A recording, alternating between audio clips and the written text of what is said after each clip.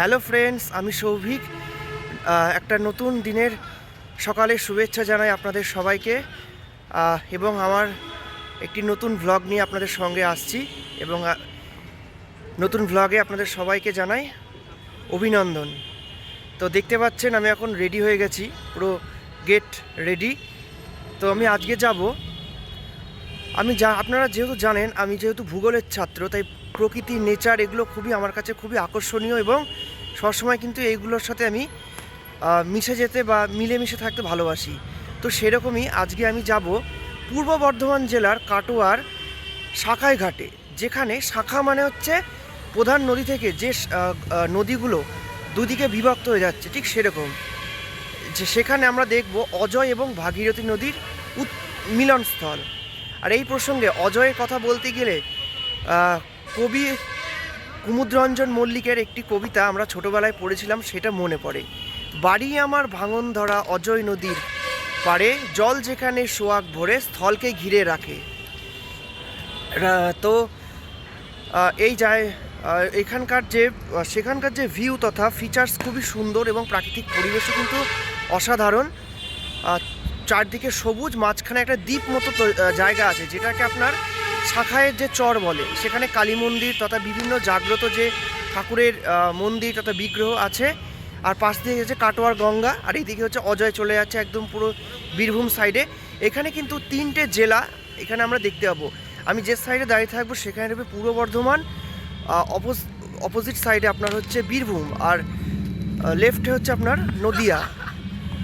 তো আজকে আর তাহলে আর সময় নষ্ট করব না, চলুন যাওয়া যাক। আর পুরো ভিডিওটা কিন্তু আজকে অবশ্যই দেখবেন, আর ভালো লাগলে লাইক কমেন্টস করবেন আরও ভিডিও দেখার জন্য। তো আজকে আর সময় নষ্ট করব না, চলুন যাওয়া যাক কাটোয়া শাখায় ঘাটে, সঙ্গে থাকুন। আমি এখন আসলাম কাটোয়া স্টেশনে, জাস্ট ট্রেন থেকে নামলাম। তো এখান থেকে যাব আমি শাখায় ঘাটের উদ্দেশ্যে। কাটোয়া শহরে একদম পাশ দিয়ে কাট করে গেছে। আর কাটোয়া কিন্তু বিরাট বড় জংশন, এখান থেকে কিন্তু আপনি বিভিন্ন জায়গায় যেতে পারেন, যেমন বিহার তথা বর্ধমান, রামপুরহাট, হাওড়া, মানে প্রভৃতি লাইন। তাই কিন্তু কাটোয়াকে জংশন মানে স্টেশন বলা হয়। দেখতেই পাচ্ছেন পিছনে কাটোয়া স্টেশনের লোগো।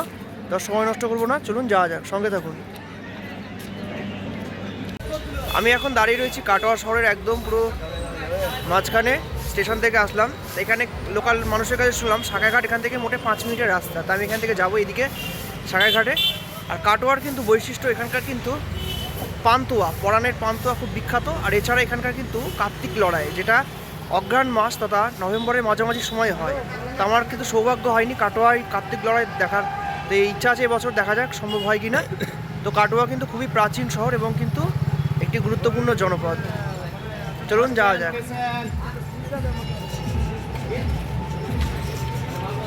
অবশেষে আমি চলে এসেছি পূর্ব বর্ধমান জেলার কাটোয়ার গঙ্গার ঘাট। দেখতে পাচ্ছেন এখানে বাঁদিকে রয়েছে অজয় আর ডান দিকে রয়েছে ভাগীরথী, যেখানে মিলিত হচ্ছে। জায়গাটার নাম হচ্ছে এখানকার স্থানীয় ভাষায় শাখায় ঘাট নামে পরিচিত। খুব সুন্দর এই ঘাটটা। এবং নদীর আমাদের যেমন কৃষ্ণনগর তথা নবদ্বীপে ভাগীরথী এবং যে খোরে নদীর, যেটাকে স্থানীয় ভাষায় বলে জলঙ্গি, তার যে মিলন, ঠিক সেরকমভাবে এখানে কিন্তু অজয় আর ভাগীরথীর দুটো নদীর সঙ্গমস্থল। তো আমি একটু ভিউটা দেখাবো আপনাদের। এই যে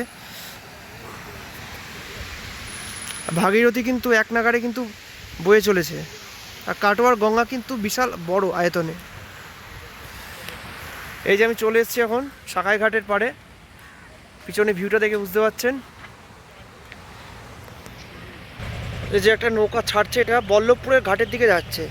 আমরা জানি আমাদের এই ভাগীরথী নদী আমাদের এই প্রত্যেকটা জেলার যেহেতু মাঝখান দিয়ে কাট করেছে, তাই প্রত্যেকটা জেলাকে দুভাগে ভাগ করে দিয়েছে।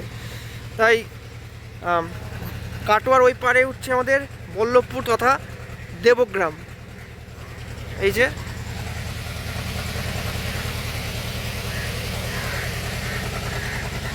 শাখায়ের মাঝখানে কিন্তু একটা চর রয়েছে, সেখানে কালী মন্দির রয়েছে তথা অনেক কিন্তু বিগ্রহ জাগ্রত মন্দির রয়েছে। তো বন্ধুরা, আমি কিন্তু এখন রয়েছি একদম পুরো অজয় আর যে ভাগীরথীর সঙ্গমস্থল শাখায় ঘাটের একদম পুরো মিডিল জোনে। দেখতে পাচ্ছেন পিছনের ভিউটা, দুটো নদী এক হচ্ছে।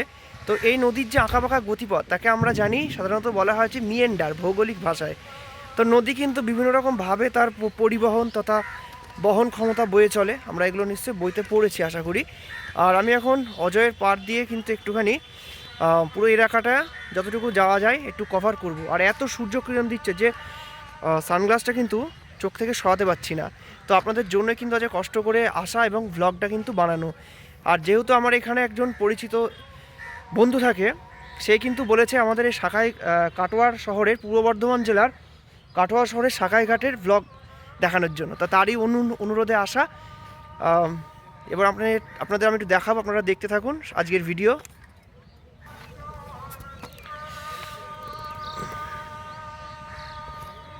দারুণ সুন্দর একটা অ্যাটমসফিয়ার তথা নেচারাল যে বিউটি অফ নেচার। আর দূরে একটা কিন্তু চর মতো দেখা যাচ্ছে, যেটা একটা দ্বীপপুঞ্জ, ওখানেও কিন্তু আমরা যাব। তো দেখা যাক।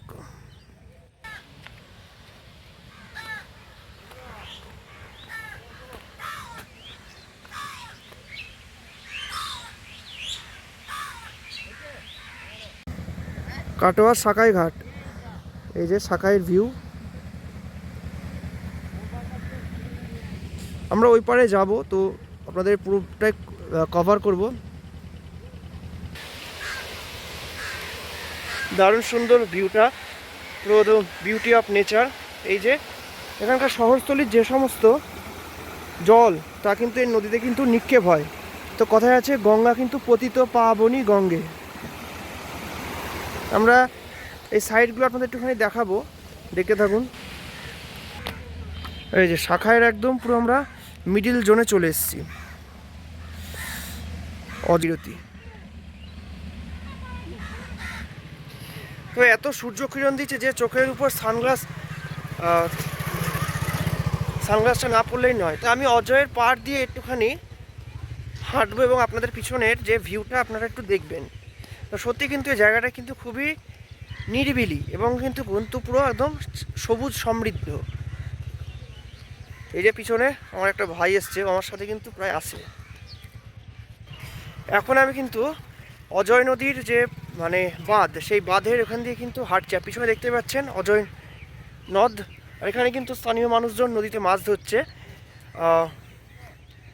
তো এখান দিয়ে অনেকটা দূরে কিন্তু আমাদের যাওয়া যায়। তো আমরা বেশি দূর এখানে যাব না, যেহেতু আমরা একটুখানি লেট হয়ে গেছে আমাদের আসতে এখানে, কারণ ট্রেনের ব্যাপার। তো আজকে গাড়ি, রোববারের বাজার, ট্রেন খুব লেট ছিল। তো নবদ্বীপ থেকে আসতে গিয়ে অনেকটা সময় আমাদের প্রায় 1 ঘন্টা লেট। আর 1 ঘন্টা লেট মানে বুঝতেই পারছেন অনেকটা সময় কিন্তু বাহিত হয়ে যায়। তো এইরকমভাবে শাখাইঘাটের আমার ভিডিও করার খুব ইচ্ছা ছিল আপনাদের জন্য। তো যেখানে বিভিন্ন নদীর মিলন, যেমন আমরা প্রয়াগরাজে দেখেছি, ইউপিতে আপনার অলকনন্দা, তারপরে হচ্ছে আপনার গঙ্গা যে মিলন, ঠিক সেরকম সঙ্গমস্থল, যেটা ঠিক এখানেও ওই যে আমার পিছনে দেখতে পাচ্ছেন অজয় আর হচ্ছে ভাগীরথীর সঙ্গমস্থল, যেটা শাখাইঘাট নামে পরিচিত কাটোয়া শহরের। তো আমরা একটু নৌকা করে ওই দ্বীপের মাঝখানে যাব। তো দেখা যায় ওখানে শুনেছি খুব একটা জাগ্রত কালী মন্দির আছে। তো যাওয়া যাক ওখানে, সঙ্গে থাকুন। আজকের ব্লগটা কিন্তু অবশ্যই দেখবেন।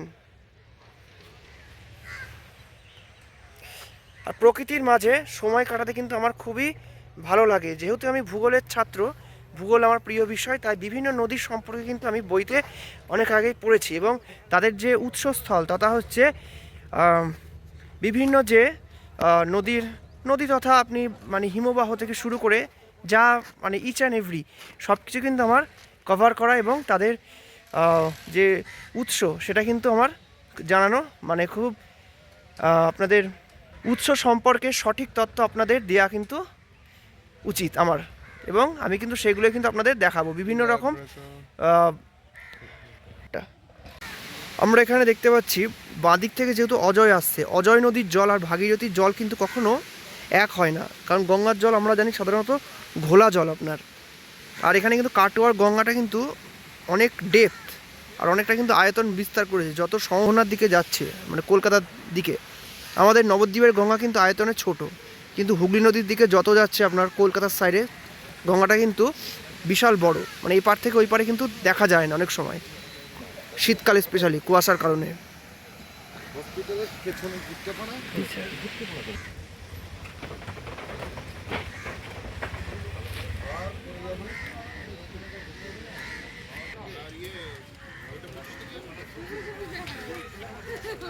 এখানে কিন্তু শরৎকালে কাশফুল নদীর ধারে খুব ভালো লাগে দেখতে, যেহেতু এখন কাশফুলের সিজন নয়।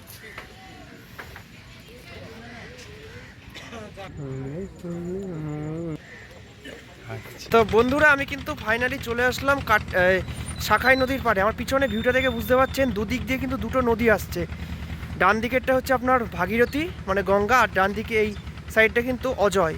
আমরা জানি অজয় নদ কিন্তু বীরভূমের খুবই একটি গুরুত্বপূর্ণ নদী, অজয়, কোপাই। আর এই নদীগুলো কিন্তু বর্ষার জলে পুষ্ট নদী। তো আমি এখন রয়েছি শাখাই নদীর ঘাটে, তো দেখি ওই পারে যাওয়া যায় কি না। তো পরন্ত বিকেলে আপনাদের সঙ্গে এই ঘাটে আসতে পেরে কিন্তু খুবই ভালো লাগছে, এবং আপনাদের এখানকার যে ভিউ তথা ফিচার্স তুলে ধরবো। আর যে হারে সূর্যকিরণ দিচ্ছে, যেটা মনে হচ্ছে না যে এটা কিন্তু শীতকাল। তো ছুটির দিন দেখে কিন্তু আজকে এই জায়গাটা আসলাম। তো অনেক দিন আসার ইচ্ছা ছিল, আর এখানকারই একটা আমার বন্ধু, সে আমার ইউটিউব চ্যানেল দেখে, তো তার অনারেই কিন্তু এখানে আসা। তো এখানকার ভিউ ফিচার্স দেখাবো প্রকৃতির, সঙ্গে থাকুন, দেখতে থাকুন। কাটোয়া শহর।